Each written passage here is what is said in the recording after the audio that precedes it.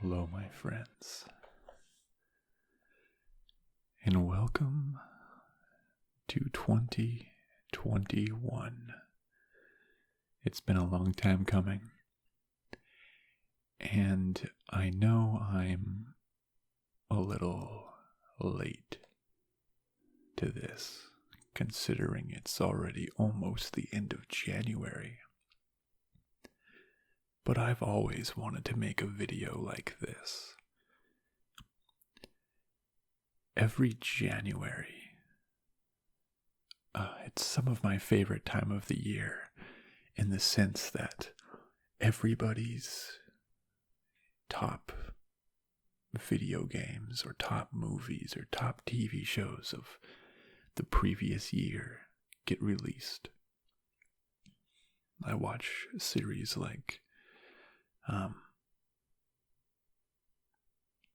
Zero Punctuation, and their top 5, bottom 5, and 5 most bland. Watch Moist Critical and his Moist Meter for games. And I really liked Total Biscuit, The Cynical Brit. Unfortunately, after his passing a few years ago, we no longer get treated to his amazing arbitrary awards that I used to love. But I wanted to make my own top games list of 2020, and I'm so excited that I'm able to do so. And I have some folks I can share it with. I played a lot of games in 2020. From games that you've seen on my channel, like Metro 2033, Fall Guys, Kingdom Come Deliverance, a bunch more too, a lot that you haven't seen. Say F1 2018, some VR games, Tim, the new Call of Duty. Really all over the place, but I like to think of myself as a patient gamer. If you're aware of that subreddit, Patient Gamer, I rarely buy a brand new game. I just don't want to pay full price. I have so many games already in my backlog that I don't need to spend $60 on a new release. So I am prefacing that this list is the top 5 games that I've played in 2020. It does not mean that they were released in 2020. I think that's the key difference here. I've played some games that were much older because I don't have the time or money, unfortunately, to play every new release. Except looking at my list, the only games I bought from this year were Fall Guys, Persona 5, the new Call of Duty, but I only bought that I got it as part of my graphic card in a free promotion, in Cyberpunk because, well, I've been waiting forever for that game. Every other game on my list is, and that was my list of games played this year, not the actual top 5. Those were all games from before that. But without further ado, how about we go ahead and just jump into a fun little discussion of my top 5 games that I played in 2020. Now, of course, we have to start off with some honorable mentions. Games that didn't quite make the list but that I had a lot of fun in. The first game on the list is Mad Max, released in 2015. And I had a coworker of mine tell me that, oh, I need to play this game. I need to play it. It's so good. Obviously, I didn't play it until 2020. But this is a fun game, as per its description. Play as Mad Max, a reluctant hero and survivor who wants nothing more than to leave the madness behind and find solace. If you've seen the movies, which I've only seen the latest one, Mad Max Fury Road, and that was absolutely amazing. In fact, after playing this game, it made me want to watch the original Mad Max, which I did, and now I need to watch Mad Max 2 and Beyond the Thunderdome. Because it's a fun game. In this game, you are out in the deserted wastelands. There's all these different factions and groups vying for your control. And this whole game is about having your car, basically your baby. That's in the Mad Max series. The car is basically another character. Have it stolen from you, and you need to work your way up from the bottom in building a new car, your magnum opus, as you call it. You get better and better upgrades as you search around, completing the missions. Honestly, I was a little shocked when I realized that this was not a Ubisoft game, because it is very much like a Ubisoft game. I thought it was. You have a open world split into different areas with different camps to control, and there's, watchtower like things to climb up, and you can unlock all the objectives and you find out where you're going. 2015 seemed like a big time for those sorts of games. But overall, I had a lot of fun, and there's vehicle combat, which, hey, that's awesome. I played about 50 hours of it this year, 45.7. Next, I want to give it to an honorable mention to The Hex, a extremely indie game that, like so many of my games, I have no idea how it got into my Steam library, but there it is, and I saw some good things about it and decided to give it a shot. So, its description: in a creaky old tavern, in a forgotten corner of the video game universe, a storm is raging. An anonymous caller suggests that there is a murder plot. 6 video game protagonists are the only plausible suspects. This is a game that is best that you don't really know much going in. And that being said, I'm going to say a couple things, but very spoiler free, just to give you a general idea of what this game is about. So, in some old tavern, like so many games or D&D campaigns start, are 6 washed up video game protagonists, from fighting games to first-person shooter games to RPGs, etc. They're washed up. Their game popularity has come and gone. But now they're all in this bar. There's a mystery, and to uncover the mystery, you have to go into the past and play the different games that these characters are from. So there's 6 different types of games.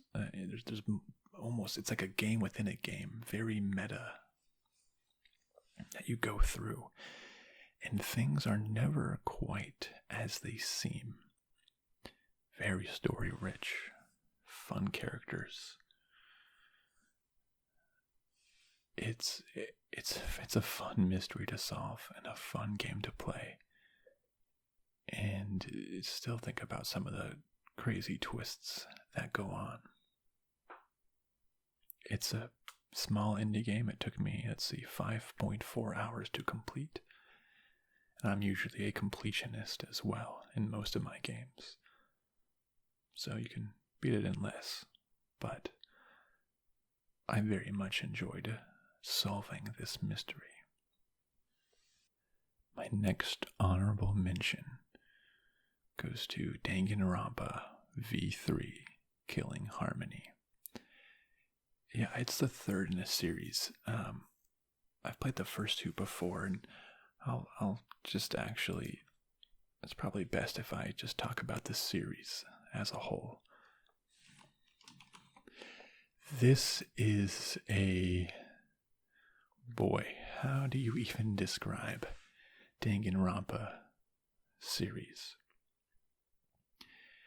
It is a Japanese, mostly visual novel based game with some light puzzle and exploration elements.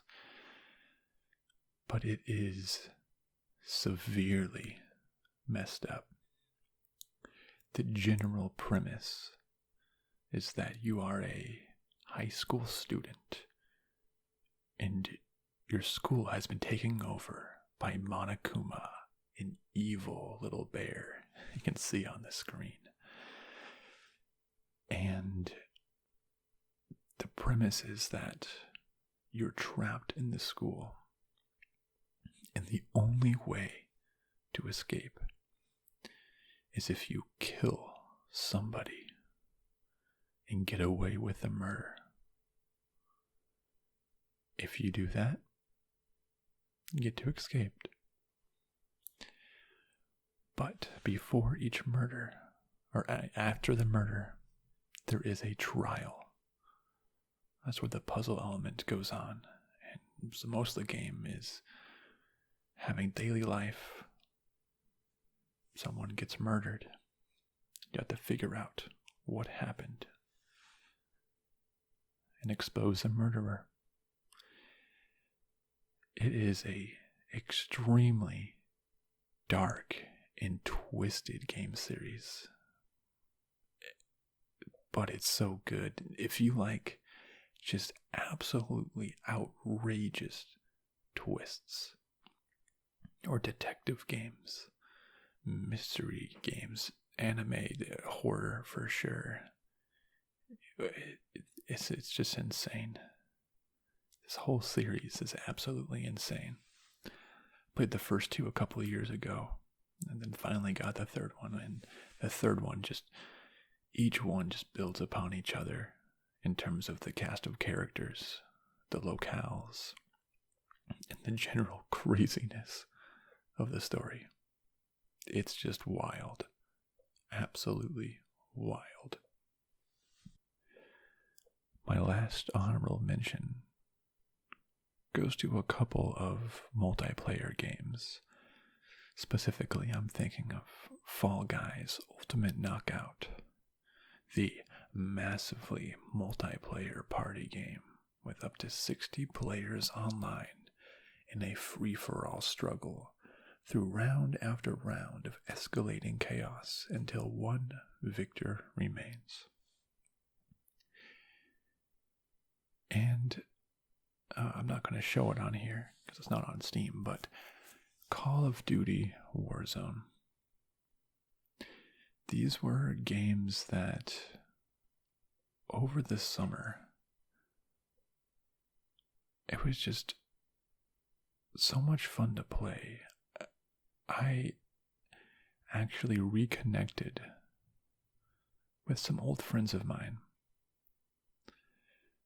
by playing Fall Guys in Warzone. Some old friends that I haven't talked to in years. And at a time when folks were stuck at home during COVID, having some games like this and something that allows you to communicate and interact with your friends is just so valuable. So Fall Guys, I mean, I played it a lot for a couple weeks, maybe a month, and then kind of got repetitive and I did stop it. But for what it was worth, there was a lot of folks involved and a lot of people having fun. Same with Warzone. I mean, I probably played that one a little bit more, but just very exhilarating. These aren't games that I would play by myself. I really would have to just play it with a friend, because that's what makes it fun. But I think Fall Guys, I only got one win maybe, and maybe I got like 7 or so Warzone victories. I'm not sure exactly, but they made for a good summer. I did also really get back into Rocket League this year, but I played that prior to 2020 as well, so I'm not including it in this list. Okay, how about we get into the actual top 5? And I'm actually going to cheat a bit here because I couldn't decide which game to put at number 5, so I'm going to have 2 games. I know, that's cheating. The first game is Quantum Break. From Remedy Entertainment, the masters of cinematic action games, comes Quantum Break, a time-amplified, suspenseful blockbuster. The Quantum Break experience is part game, part live-action show, where decisions in one dramatically affect the other. Honestly, I love the story of this game. It was so very good. A time-traveling narrative that, I mean, as far as I can tell, actually worked really well and made a lot of sense with not a lot of plot holes. Of course, if you dig into it deeply, I'm sure you can find some, but to me, nothing was glaringly obvious. Oh, that scene. This, and I've never seen anything like it before in a video game. As it mentioned, part game, part live action show. So you would actually play, say, a chapter or an act. And as you can see on the screen, afterwards there's a live action TV show portion, like a full, 20-some minutes. That really just added some extra narrative and behind the scenes a lot of times. Or by that I mean you got to see a lot of actions from the enemy's perspective, the villain, that you didn't see in the movie, or while you were playing the game, rather. It's really beautiful with its time-traveling effects, fun powers, just the story. Again, I love that so much. And the actors in the game and in the movie, it's very, very good facial animation, so everything just fits perfectly together as you transition from each. Time manipulation, I love a good story. I just keep saying it. And it's so fun. And some very, very beautiful scenes. One scene in the game has you moving quickly through time. And as sort of time is falling apart,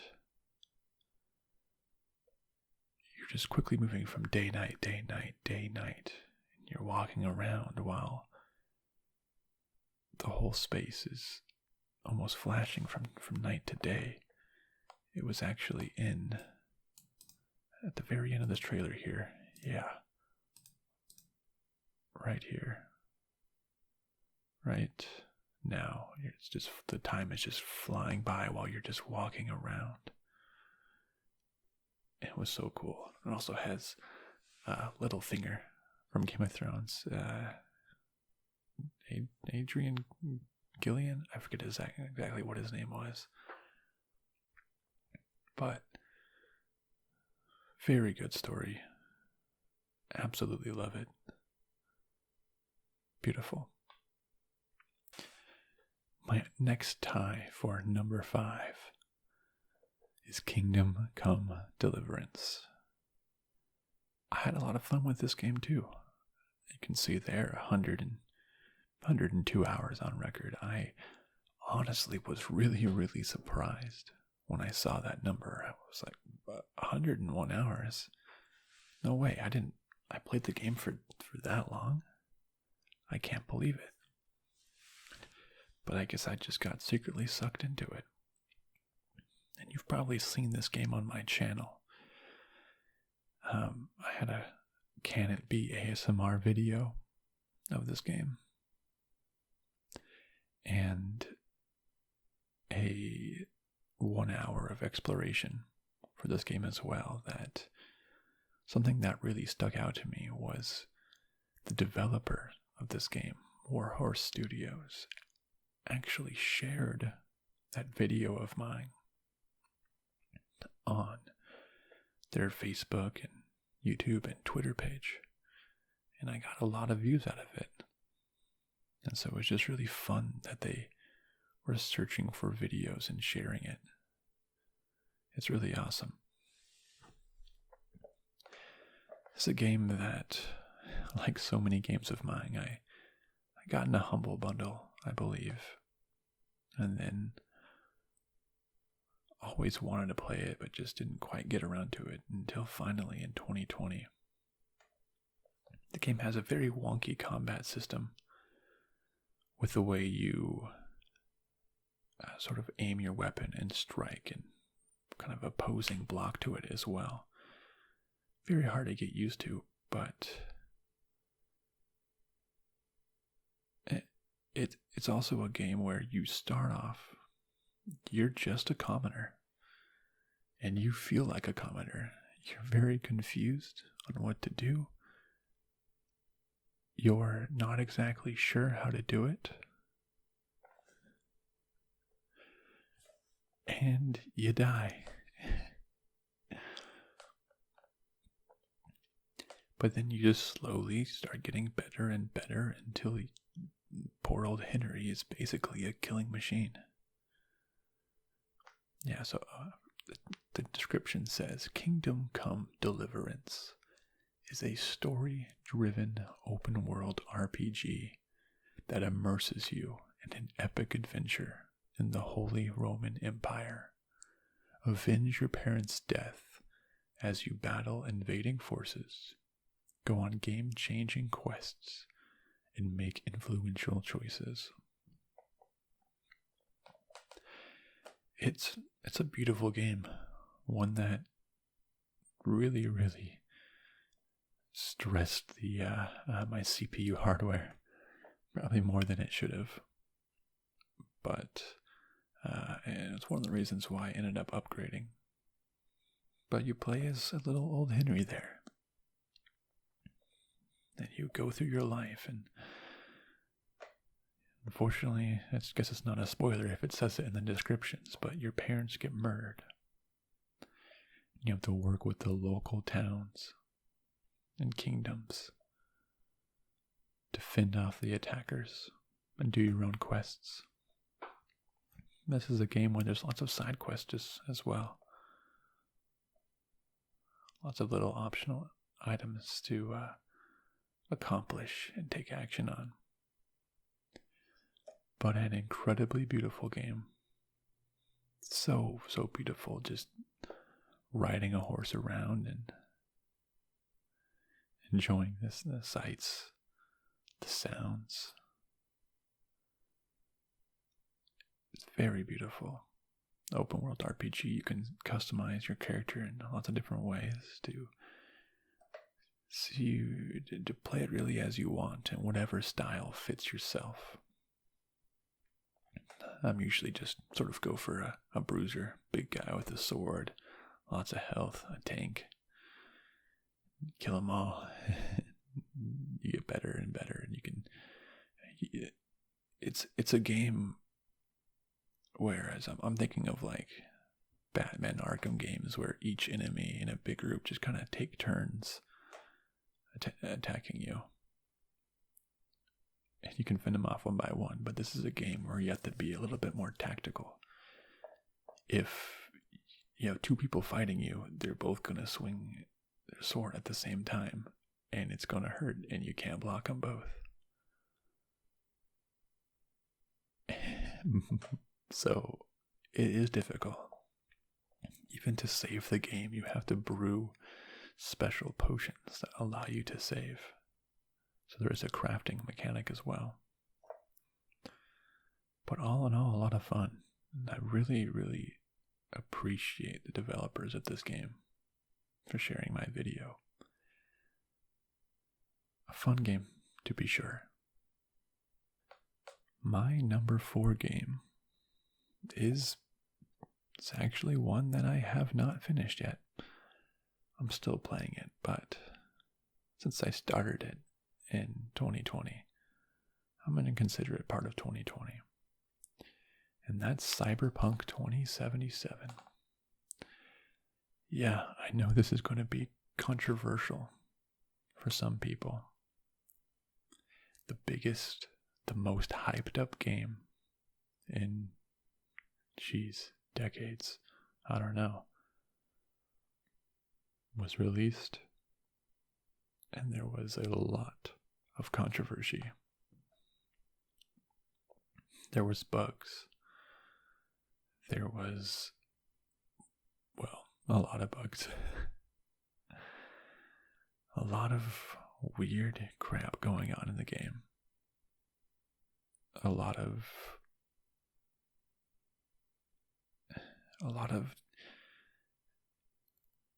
game mechanics that you were led to believe would have a major effect that just quite didn't have the same effect. It was told that by having different life paths, it would drastically alter the game, but that's not quite true. The AIs don't have a realistic day-night cycle and act up. If you kind of shoot, they just crouch down, and that is all. Just stuff like that, really. Cars randomly crash into walls. There's lots of bugs, floating items, characters T-posing, asserting dominance out of nowhere. But despite all of that, I'm having fun. Now, I am playing on a high-end PC, which, from what I've heard, helps a lot with the bugs. I've heard on Xbox One and PlayStation 4 that it's bad, that it's just straight up bad. And maybe that is the case. Even on low-end hardware, I've heard it's not great. But again, for myself, it's amazing. And honestly, it's one of the most beautiful games I've ever seen. From a technical graphics standpoint, it's so beautiful. Incredibly so, as you can tell with my exploration videos. And just other background music and scenery videos. It's amazing just how good it looks. And the quests that I've played so far, I'm having a lot of fun with. There are a million side quests. to do, each with their own little unique slice of narrative. The characters are really good. I mean, you have Keanu Reeves. It's Jackie Silverhand, or Johnny Silverhand. I was getting it mixed up with Jackie, who is another amazing character. And then yourself, V, can really customize to your heart's content. The characters are good. The quests are good. Just the whole mission design. You can really level up the character exactly how you want it. For example, my current character, I have him decked out so he has what's called gorilla arms. So he has cybernetic implants that allow his fists to do more damage. And I punch people. I have the other power up, so it's like if you kill someone with a punch, you get some health back. If you get some stamina back. If you use a strong attack, you can stun them. So it can really synergize very well depending on what you want to do with your character. I've decided that on this build, I'm more of a stealth / punch guy when things go wrong. Very strength-focused build. Decided the next time that I play, which will be a couple years from now, once they release their promised free DLC, I want to play it again once all DLC is ready to go. And I'm going to play as a more intelligence-focused build, more into hacking, maybe some crafting as well, just so I can experience another side of it. I don't know how different of an experience it will be, maybe not a lot, but if the DLC that they release is anything like the level of DLC that The Witcher 3 had, it's going to be really good. And again, the characters in this game, Judy, Panam, River, Johnny, Jackie, so good. Some of the main stories, the main quests are just really, really good. And I'm enjoying myself. I'm not quite finished. It's another one of those games where in the main mission, someone's like, we need to meet tomorrow. And you're like, yeah, sure. And you go spend like 3 years doing side quests. And the person's, should be like, where were you? I've been waiting here for years. And, you just never quite came. It's one of those. But so good. I'm finally, at least for the time being, running out of some side quest to work on. So I'm finally getting back into the main quest. But you're a small-time mercenary that gets caught up in something much bigger than him. And you have to go to extreme lengths to resolve the problem that you're in. Cyberpunk 2077 is an open-world action-adventure story set in Night City, a megalopolis obsessed with power, glamour, and body modification. You play as V, a mercenary outlaw going after a one-of-a-kind implant that is the key to immortality. Curious, 78%.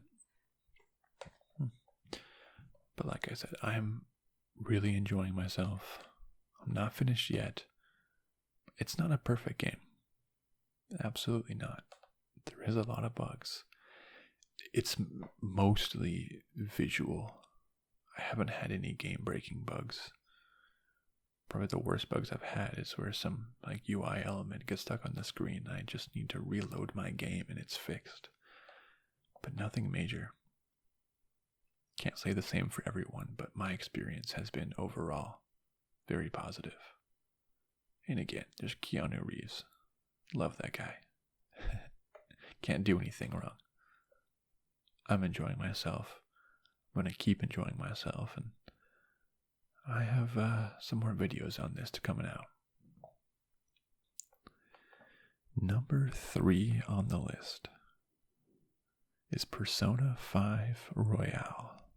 Or Royal. I like to say Royale because it sounds fancier.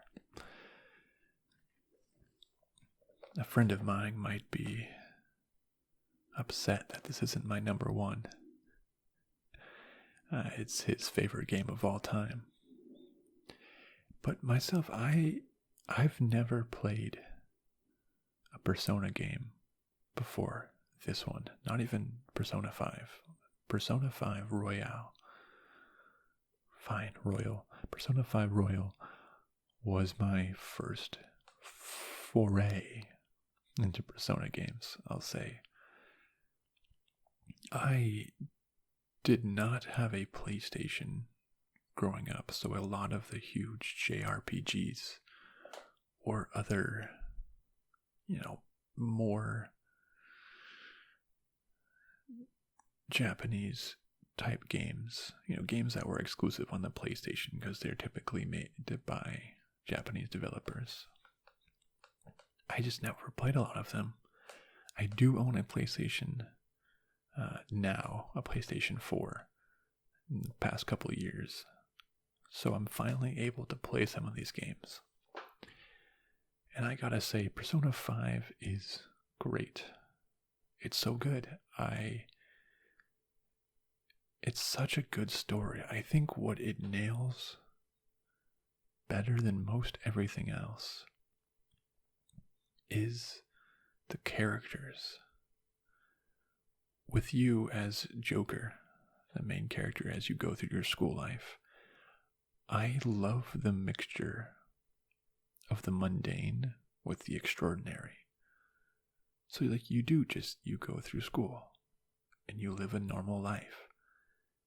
And that's how you connect with a lot of these characters.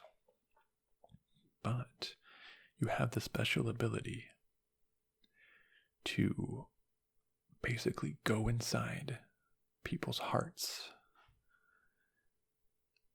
and fight and defeat the evil that's inside of them, making them do negative things.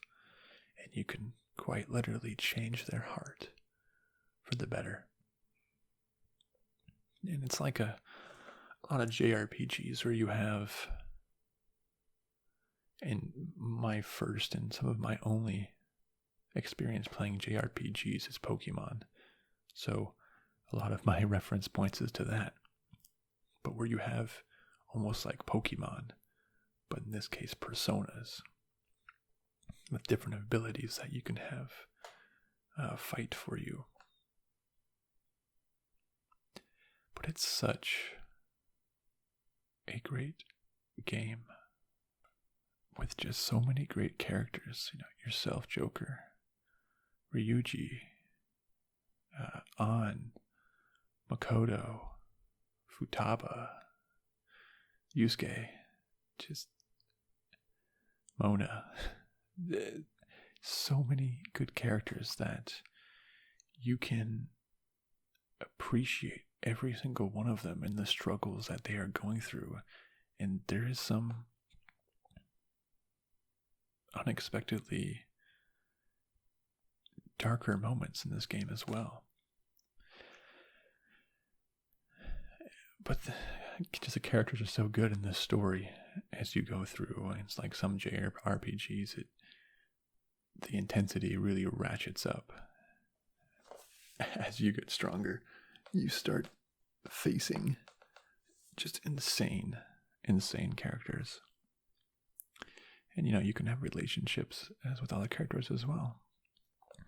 That's a big question. Who is best girl in Persona 5, right?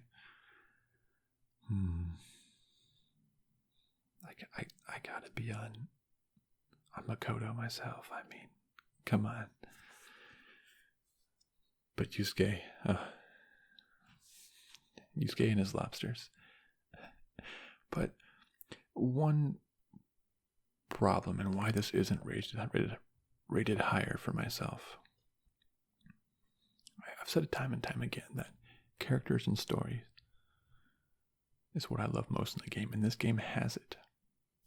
The only problem, and what I see a lot in JRPGs, is that the combat can just drag on and on and on.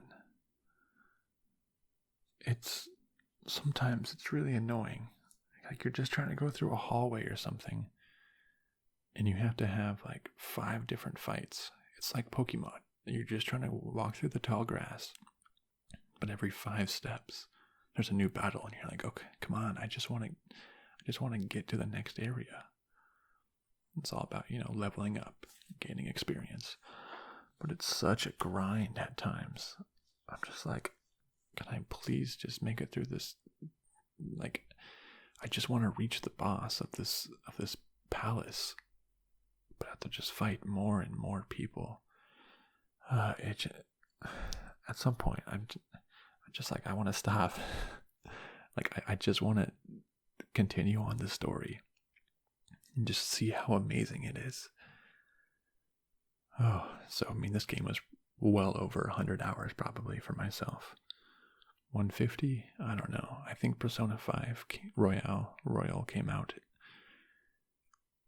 the very end of February, maybe March 1st. But I think, as I recall, I almost played this game exclusively all throughout March and probably into April as well. Such a long game. Probably part of the reason why I didn't play too many other games this year. Because this took up, a 10th or a 12th of the time.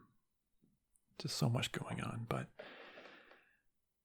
it's such a beautiful game. The animation, the sort of distinct art style around it. I loved when it incorporated some actual movie animation at specific points in the story. The characters' voices, the voice actors are so good. I know a game does a really good job. And in this case, this has only happened to me in, a handful of games. When once I'm done playing and I know that I've finished the game, there's nothing left to do, you almost have a heartache for the characters, knowing that you may not see them again. I know that there's a sequel coming out, Persona 5 Strikers, and there's the dancing version of it, I think. I'm not sure if I'll play those, but right, it's like after reading a good book, getting so connected, there's almost like a gap in your heart. And at the end, I was legitimately sad that I may not talk to this wonderful group of characters again. And you feel it after spending so long with one game. It sits with you. But very much enjoyed myself. But just, I don't want to grind that much, please. I want to get to the end. That's my only complaint. But overall, so much fun. My number 2 game of the year is Disco Elysium. Disco Elysium is a groundbreaking role-playing game. You're a detective with a unique skill system at your disposal and a whole city block to carve your path across. Interrogate unforgettable characters, crack murders, or take bribes. Become a hero or an absolute disaster of a human being. I had so much fun with this game. I actually played a maybe alpha version at South by Southwest Gaming Convention a long time ago, a couple years ago, before it came out, and at that point it was still going by the name No Truce with the Furies, which is a strange name, and probably a good thing that they changed it, though Disco Elysium is still strange. But I remember on the opening scene I actually encountered a glitch where I could not move my character. And I was just sitting there, and I called over one of the developers and told him what's going on, and he asked me a couple questions and restarted the game. So I like to say I helped QA, I helped test this game. But it's so fun. You play a crazy detective who wakes up in his room just absolutely wasted, just drunk, even to the point of forgetting his own name. And you are given a partner from another precinct. It was just an amazing character as well. And you go through this game. I've never quite experienced a game like this. Well, first off, there's a really great sort of character sheet where you can put your points into different areas: intellect, psyche, physique, motorics. Does intellect to understand items, psyches, like influencing, or just the understanding. Physique is like body and strength. Motorics is like agility or ability to do a lot of other items. And it's you have to enjoy reading to like this game. The majority of this game is reading through and having various conversations, often with yourself. And like on that character sheet, there's all these different possible skills you can have. And depending on your level in each one, that's sort of what takes charge in your mind and what you can really roll on to accomplish tasks. But it's so good and really funny as well, in this sort of dry humor sort of way, but also with absolutely beautiful environments. And it's not a game that's afraid to take it slow. And I really enjoy that, because there's some perfect moments where it just takes it slow. It just zooms out. And it just lets the music play. And lets you look at the sights. And honestly, that's what I love when I'm playing. When I'm playing games for ASMR. Just take it slow. I take a look at everything. And but story-wise, it's a really nice story as well. But your character, as you, like I said, you wake up drunk and you start to piece together that you were there to solve some sort of mystery, but you don't exactly remember what or why. There's a dead body hanging in a tree. You have to figure out the rest from there, but there are so many other parts and parties at play. You talk to characters, you try to deceive them while also being just a maniac yourself. It's just so much fun role-playing, deciding on what sort of cop that you want to be. You a pseudo-intellectual? Are you some crazy rock star? Are you a hobo cop? Shoot first, ask questions later. If there's one downside, is that there is so much reading, which I really enjoyed, but you have to know that going in. I think I saw some reviews say it's 80% reading, 20% everything else, which I think is fair. Some conversations can be really, really drawn out. That's for sure. And there's so many dialogue paths you can choose to get background information. At some point, you're like, okay, I've talked to this guy for 30 minutes now. It's not worth keeping on going. And everything is sort of in a,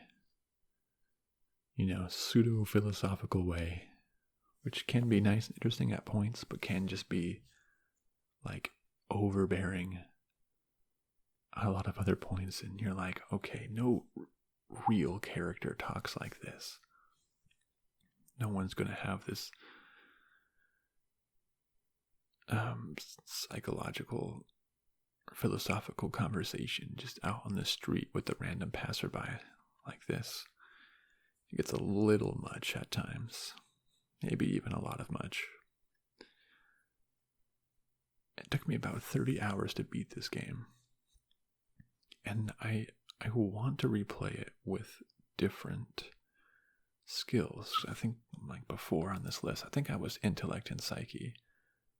Maybe I was intellect and motorics, but I put like nothing into physique, and there was some parts where I simply couldn't do something because I wasn't strong enough.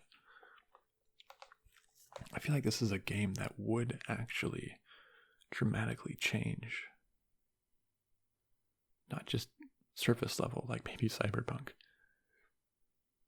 This is a game that could actually change, depending on where your skills were. Because what you would have high skills with in your head, that's what would be dominating the conversation. So I was mostly an intellect. So most of my internal dialogue was intellect based, an understanding of history.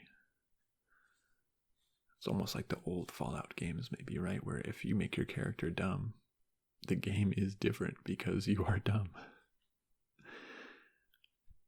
I have a feeling this game would be the same way. Your inner voice would be a lot more macho instead of intellect. I had a great time solving the mystery. Not sure how much replayability there is, but I love how it played out.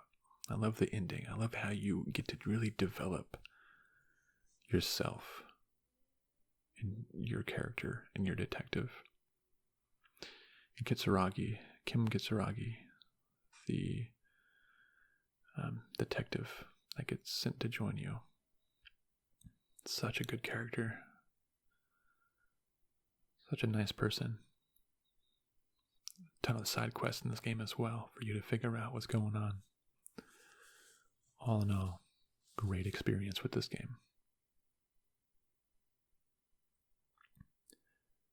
And now, time for my number one game that I played of 2020. And that is Control. I actually played it on the PlayStation, which is why it says I don't own it on here. And I haven't played the DLC yet, but boy, this game has everything that I love in a game.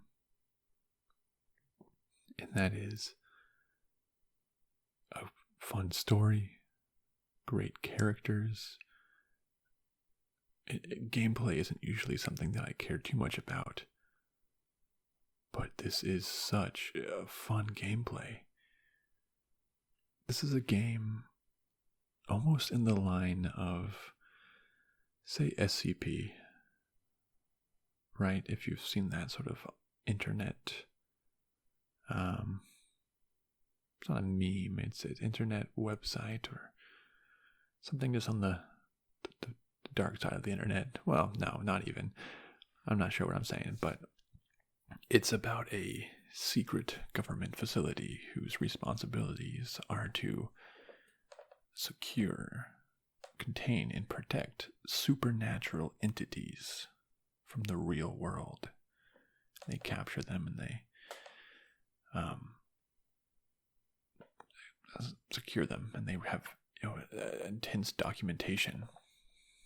Of course, this is just a website that is maintained by the community and very creative writers can say what really belongs where. But what I love most, I love thriller games. I love it when games are just blow your mind. And mind, well, I don't want to cuss in this channel, so let's just say mind freak. Just call me Chris Angel, because this game's a mind freak. It really just blows your mind, and just the weird, supernatural, sci-fi items that go on in this game. It's, some Twin Peaks stuff going on. Crazy monsters and villains, and the story about what's going on just leaves you going like, what the hell just happened? I love those type of games. You sit there, you think, what is this? What is going on right now? Games that legitimately mess with your mind. And in this case, you are the new director for the Federal Bureau of Control, where you're trying to control these supernatural entities. And something's gone awry. Something big has gone awry. And it's just so much fun to play. Also, your entities, makes you feel so powerful. So you get these abilities. You can fly. You can throw things telepathically. You can get a bunch of bullets. And also developed by Remedy Entertainment. The same folks that did Quantum Break. That time travel game. And actually, the main character of this game is a side character in Quantum Break. I knew she looked really familiar. Control is a visually stunning third-person action adventure that will keep you on the edge of your seat. I know I was. It's just like things that don't seem possible. Like, I think this was like the basement, but look, you can see stars and everything. It's like, how does this shouldn't make sense.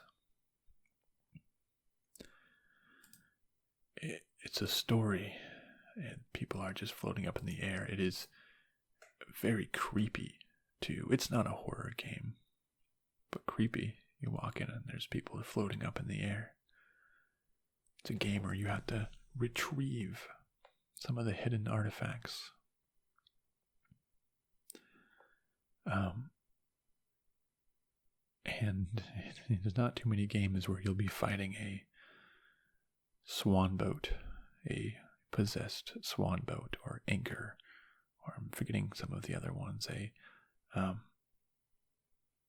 kitty, or one of those like Asian lucky cats. Like if you go to my profile, I made, this is what I'm talking about, from my profile. So like seemingly innocent things are just causing huge supernatural events. It's sort of the paranormal investigators, the X-Files, right? We have people that call into those weird radio shows and say, I'm being mind controlled by my fridge. And it's like, haha, yeah, right. But they know it's true and stuff like this happens. I just had so much fun playing this game and going through the story and just having my mind melt with what's going on. The atmosphere is genuinely spooky, and just in the sense, it's like it's like all in one building, but it's so huge. Like, how does this even happen? It's something scary about it's almost like a dystopian corporate environment is the creepiest at times. I just had so much fun going through this game. I need to come back and play it for a couple of expansions and some difficult boss fights. A corruptive presence has invaded the Federal Bureau of Control. Only you have the power to stop it.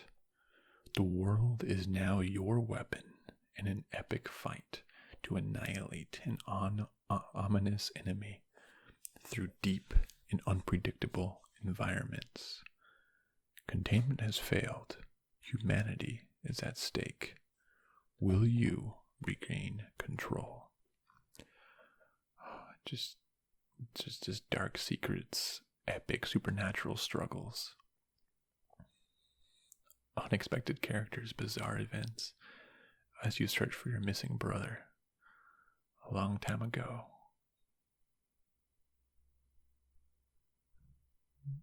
Yeah, I don't want to say any spoilers.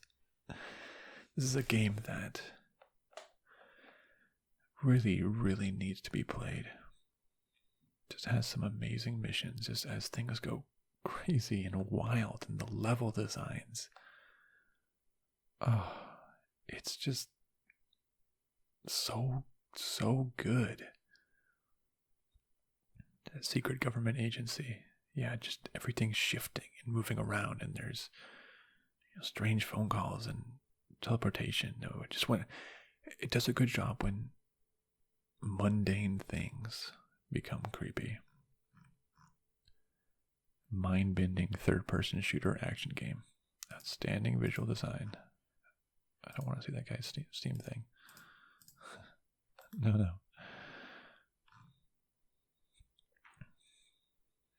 It's so good. Well, I've said enough, but Control is absolutely my game of the year. I talk about the stories. I talk about the characters in the sense that it's really only the focus on the main character and then a good side characters that you can talk to. But the main character is so good. She's a great actor. And like in so many games, I would take a not great gameplay if the story was good. But in this case, when the gameplay is also just awesome and fun and you feel like you're in control and powerful, it just enhances it to another level. So good. Alright, well, those were the top games I played in 2020 with Control at the top. Let me know if you've played any of these games and what you think. And what your top game of 2020 would have been. Maybe I'll get around to playing it. Maybe I'll make a video out of it. See if it can be ASMR. I had a lot of fun. I love this. Just going back and remembering all of these amazing games just makes me want to play them all again, even though that there's so many games that I need to play in 2021 so I can make this list again for you next year. Thank you so much for watching, my friends. And I'll talk to you next time. Goodbye, 2020. Goodbye.